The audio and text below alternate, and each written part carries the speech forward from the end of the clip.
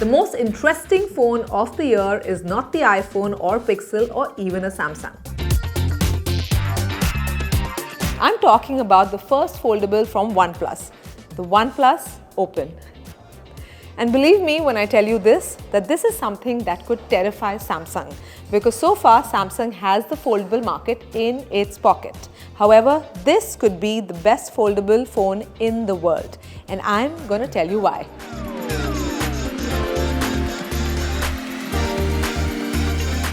OnePlus has fixed all the issues that we complained about in the Samsung Galaxy Z Fold review from a design perspective. This phone is lighter than an iPhone 14 Pro Max, and its hinge is so smooth you literally feel like they've oiled it. And there's literally no crease when the screen is open and no gap when the screen is closed. And you can also prop it up like a Nokia communicator, remember those? And use it at different angles. And honestly, it looks so nice and it feels very premium as well.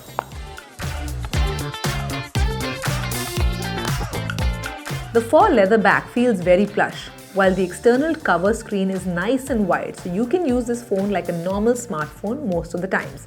The screens are also the most vibrant ones I have seen on a foldable phone.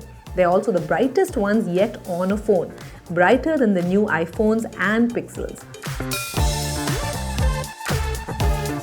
The only issue is that there is no dust resistance, and the level of water resistance is lower than that of Samsung. Now do remember that this is an expensive phone and one that forgoes wireless charging. But honestly, who cares about wireless charging, because in less than 30 minutes, I can get a full charge using the 80-watt fast charging. And this is the fastest for any foldable in India. So with that, with a full battery, I get a full day's use. I mean, one single day full usage, but without the screen. So I have to say, in the battery department, it's a thumbs up from us. And it's not just the charging that's lightning fast. This is also the fastest foldable in the world. So OnePlus has reworked its Oxygen OS to provide that signature fast and smooth experience for the folding screen. However, all of this is still based on the older Android 13 firmware.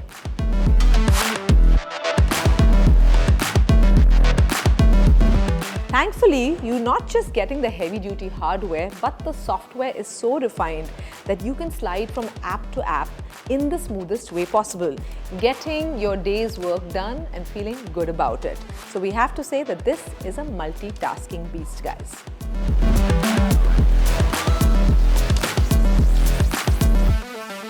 Now, unlike Samsung, there is no duplication of Google apps with OnePlus apps, but quite a few apps don't scale properly. But for most users, this will be just a minor issue. However, it will tinkle with the OCD of techies. In our review of the Galaxy Fold, we had pointed out that Samsung hadn't done much with their cameras. Well, guess what? With this phone, OnePlus has given us a flagship-worthy triple camera system with Hasselblad tuning.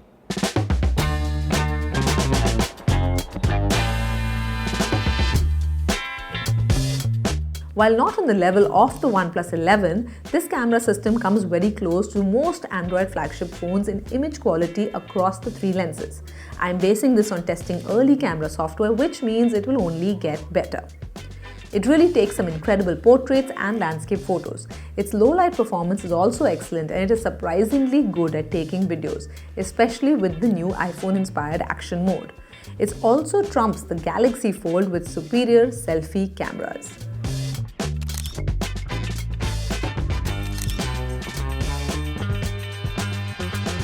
But the phone should launch with final software from the get-go. OnePlus over the years has cultivated this horrible trend of launching a device with subpar software for things like the camera, and then improvements come over the year, almost like an F1 team enhancing a poor launch car with in-season updates. So apart from this, we have nothing much more to add. I mean, it doesn't have the AI wizardry of the Pixel or the brute power of the iPhone, yet it could arguably be Gadget of the Year. I mean, it clearly is open season in the foldables market as Samsung's rivals can smell blood. And OnePlus has definitely upped the ante with the Open. And all we can say right now is, as of now, this is the best foldable smartphone in the world and definitely the most complete one.